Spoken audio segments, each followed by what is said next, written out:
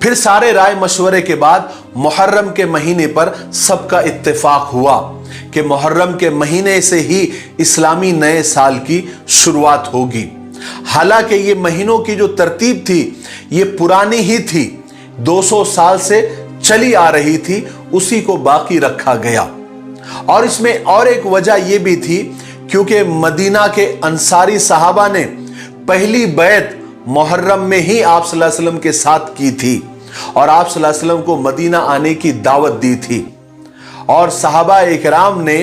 جب ہجرت کا اللہ تعالیٰ کی طرف سے جب اجازت ملی تو محرم کے مہینے سے ہی صحابہ نے مدینہ کی طرف ہجرت شروع کی تھی، اور جب آپ اخیر میں مدینہ پہنچے تو ربیع الاول کا مہینہ تھا۔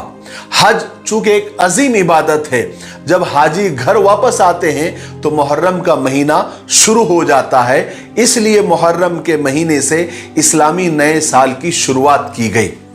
بہرحال یہ اردو اسلامی تاریخ کی مختصر تاریخ اور ہسٹری تھی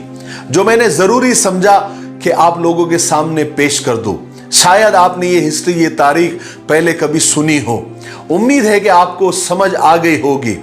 لیکن بہت افسوس کی بات ہے، افسوس کا مقام ہے کہ اس امت کا اکثر طبقہ اسلامی تاریخ کو جانتا ہی نہیں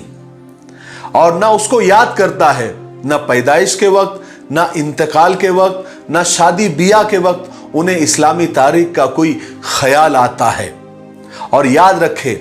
جو قوم اپنی تاریخ، اپنی ہسٹری کو بھول جاتی ہے، اس کا حال اور مستقبل، یعنی اس کا پریزنٹ اور اس کا فیوچر ہمیشہ خطرے میں اور اندھیرے میں ہو جاتا ہے، جو آج کل ہمارا ہو رہا ہے۔ اللہ ہم سب کو معاف فرمائے۔